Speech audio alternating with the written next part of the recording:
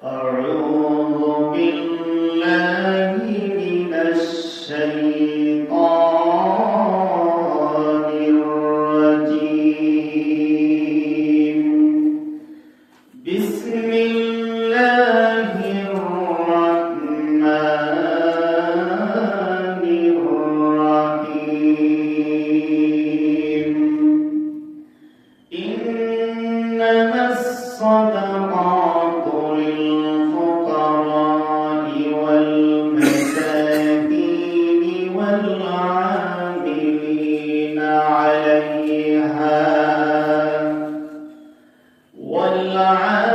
والعاملين عليها والمؤلفة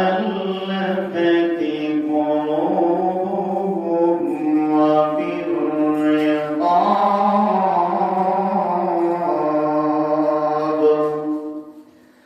وفي الرقاب والغارمين وفي سبيل الله وابن السبيل। গায়ের টিভি সত্যের সাথে মানুষের পাশে। যাকাত বন্টনের ক্ষেত্রে আল্লাহ তাআলা ৮টি কথা বলেছেন। সূরা তাওবার ৭ নম্বর আয়াতে আল্লাহ তাআলা বলেন, ইন্নামাস সাদাকাতু লিল ফুকারা, তোমরা যাকাত কাদেরকে দিবা?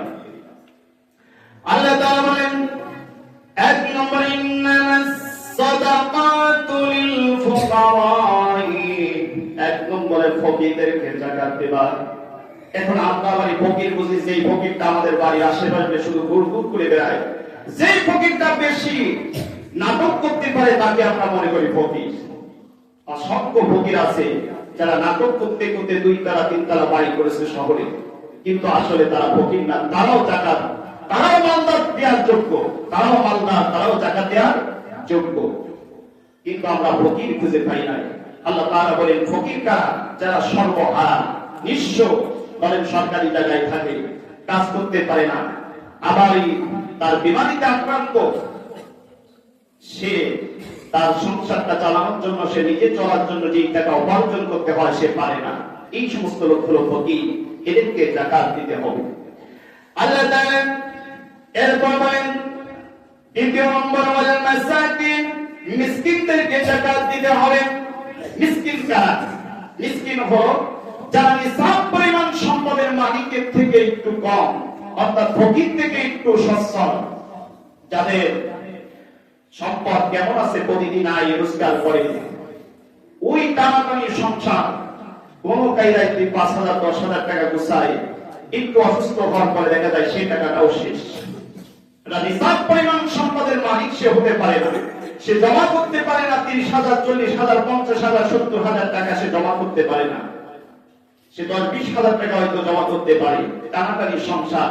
আল্লাহ তাআলা বলেন ওয়াল মাসাকিন, এই মিসকিনদেরকে তোমরা যাকাত দাও। কিন্তু দেখেন, দুঃখজনক হলেও সত্য, সমাজে আমাদের এই জাতীয় মিসকিন আছে, কিন্তু আমরা শুধু মাদ্রাসায় দিনে মনে করি যে যাকাত আদায় হয়ে যাবে, কিন্তু সমাজে বাড়ির কাছে, বাড়ির আঙ্গিনায় এমন একটা মিসকিন রয়েছে, তার খোঁজ খবর আমরা নিই না। এরও কিছু কারণ আছে। অনেক আমরা এরকম অসহায় গরিব, তারা যখন অসহায় হয়ে পড়ে তারা লোন করে, কিন্তু তারা কোনো মালদারকে একটু বলেও না যে আমি খুব অসহায় হয়ে পড়েছি। এখন লোন করে কেউ যদি বড় বড় মোবাইল কিনে, গান বাজনা বিভিন্ন কিছু বাজায়, তখন মালদাররাও চিন্তা করে ও তো আমার থেকে দুমদার একেবারে চলে, ও মনে আমার থেকে বড়। এই জন্য অনেক ক্ষেত্রে এর থেকে বঞ্চিত হয়ে যায়। এই জন্য আল মাসাকিন, মিসকিন যারা হবে তাদেরকে আমরা অবশ্যই যাকাত দিব।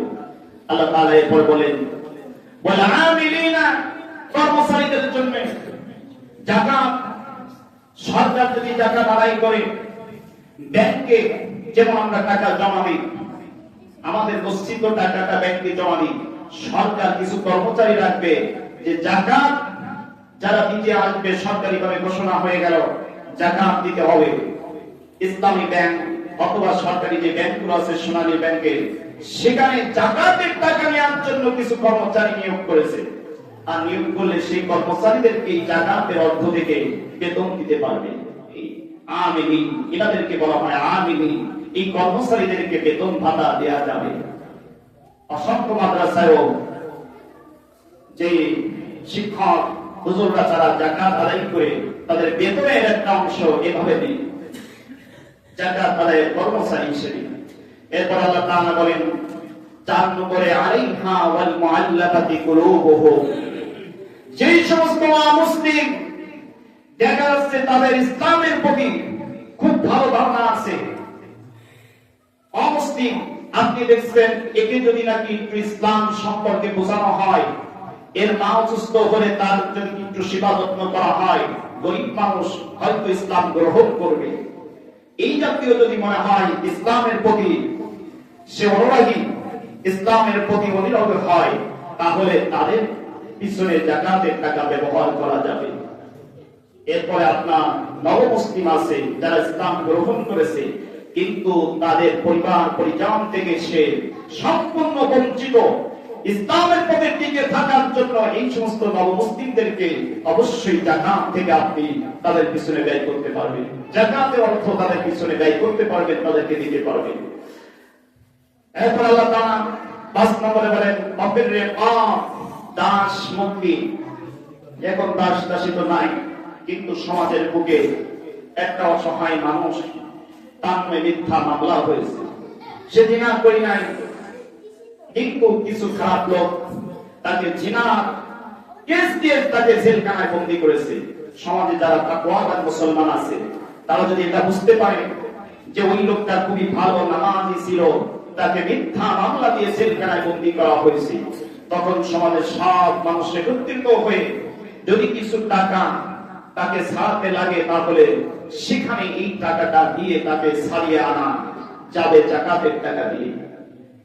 কেননা তার কোনো অন্যায় নাই, আমরা সবাই জানছি, কিন্তু তারপরেও সে সেখানে সাজা ভোগ করবে। আমরা সবাই মিলে উচিত তাকে যে কোনো ভাবে জেলখানা থেকে তাকে মুক্তি করতে হবে। আর এই মুক্তি করার জন্য, মুক্ত করার জন্য এখানে যাকাতের টাকা দিয়ে আপনি তাকে মুক্ত করতে পারবেন, অসুবিধা নাই। এরপরে রাসূল কারীম আল্লাহ তাআলা বলেন ওয়াল গারিমিনা, ও ঋণগ্রস্তদের জন্য যাকাতের টাকা দিয়ে তাদের ঋণটা পরিশোধ করে দেওয়া যাবে। এর ব্যাখ্যা হলো দেখা যায় অনেক গরিব মানুষ তাদের সংসার সাধারণ জন্য একটা রান্নাঘর নাই, রান্নাঘর করতে গিয়ে দোকান থেকে কিছু টিন বা কিছু আনি কড়াই কিছু কিনেছে, কেনার পরে দেখা যায় সে এটা পরিশোধ করার সক্ষমতা তার নাই। সে কিভাবে পরিশোধ করবে? সে দিন আনে দিন খায়, প্রতিদিন যে পরিশ্রম করে তাকে এই 20,000 30,000 টাকা দিনা দেয়া খুবই কষ্টকর। তখন সমাজের মানুষ যারা মালদার আছে তারা যদি চিন্তা করে তার এই ঋণটা আমি যাকাতের টাকা দিয়ে পরিশোধ করব, অবশ্যই যাকাতের টাকা দিয়ে তার এই ঋণটা পরিশোধ করতে পারবে। এই জন্য সমাজে যারা এরকম গরিব আছে দেখা যায় দোকান থেকে মাল নিয়ে আসছে, ডাউল চাউল নিয়ে আসছে, 5,000 টাকা বাকি। এই 5,000 টাকার জন্য অনেক সময় গরিবদের ওই ব্যাংক থেকে লোন তোলা লাগে, তার একটা মেয়ে বিবাহ দেবে, ব্যাংক থেকে লোন তোলা লাগে। কিন্তু যারা মালদার আছেন যাকাতের টাকা দিয়ে তাদের পিছনে আপনারা সহযোগিতা করবেন, আল্লাহ তাআলা বলেছেন। এরপর 7 নম্বর আল্লাহ তাআলা বলেন ওয়াফি সাবিলিল্লাহ, আল্লাহর পথে জিহাদ করে, জিহাদের মাল সামানা কেনার জন্য, অস্ত্র কেনার জন্য, আপনারা ইসলামকে বিজয় করার জন্য এই যে অস্ত্র কিনতে হবে, মাল সামানা যা লাগে এগুলো কেনার জন্য এখানেও যাকাতের টাকা আপনারা দিতে পারবেন। আল্লাহ তাআলা এরপর বলেন ওয়াবনিস সাবিল মুসাফির, ধরেন আপনি আপনাদের এই যশোরে মালদা, কিন্তু ইসলামের জন্য ভালো কাজের জন্য আপনি ঢাকাতে গিয়েছেন, 5,000 টাকা নিয়ে গিয়েছেন, টাকা ফুরিয়ে গিয়েছে, আপনি মুসাফির মানুষ, কিন্তু আপনার কাছে ওখানে কোনো টাকা নাই। তখন আপনি কাউকে বললে সে যাকাতের টাকা দিয়ে আপনাকে উপকৃত করতে পারবে। একজন মুসাফির সে যতই ধনী হোক, সে তখন তো তার কাছে কোনো টাকা নাই। এই জন্য মুসাফিরকে যাকাতের টাকা দিয়ে আপনারা উপকৃত করতে পারবেন। হতে পারে ঢাকা থেকে আমাদের এই যশোরে একজন আসলো মুসাফির, কিন্তু তার কাছে টাকা নাই ঢাকা পর্যন্ত যাওয়ার জন্য, খাওয়ার জন্য, তখন মালদার যারা আছে তারা অবশ্যই যাকাত থেকে তাদেরকে দিতে পারবেন। সমান উপস্থিতি, আমরা যাকাত আদায়ের 8টি খাত সম্পর্কে আলোচনা করলাম। এরপরে যাকাত না দেওয়ার যে শাস্তি, এটাও আমরা আলোচনা করেছি। তবে যাকাত খরচ হওয়ার শর্ত হলো 1 বছর সম্পদ থাকতে হবে। সম্পদ আপনি এই রমজানে আপনি দেখবেন আপনার কাছে 1 লাখ টাকা মসজিদ আছে, বেশি আছে, এই টাকাটা সামনের রমজানে আপনি আবার হিসাব করবেন। মাঝখানে যদি আপনার নাও থাকে, কিন্তু বছর শেষে দেখা যায় 1 লাখ টাকার ওখানে 1.5 লাখ হয়েছে, 2 লাখ টাকা হয়েছে, এটা দেখে আপনি তখন 1 বছরের হিসাব করে আপনি যাকাতটা দিয়ে দিবেন। সমাজ উপস্থিতি, আমরা যদি যাকাত দেই, আমার মনে হয় সমাজে আস্তে আস্তে গরিব যারা আছে এরাও আমাদের মতন আনন্দ সব খাওয়া দাওয়া সবকিছু করতে পারবে। আর যাকাত যদি না দেয়, তাহলে এই সমস্ত গরিব তারা বঞ্চিত থেকেই যাবে, আজীবন তাদের মনে দুঃখ থেকেই যাবে। এই জন্য আল্লাহ তাআলা আমাদের সকলকে আল্লাহর বিধান অনুযায়ী সরকার এই টাকা যাকাত যেন আমরা দিতে পারি, আল্লাহ তাআলা তৌফিক দান করুন। বলেন আমিন। ওয়া আখিরু দাওয়ানা আলহামদুলিল্লাহি রাব্বিল আলামিন।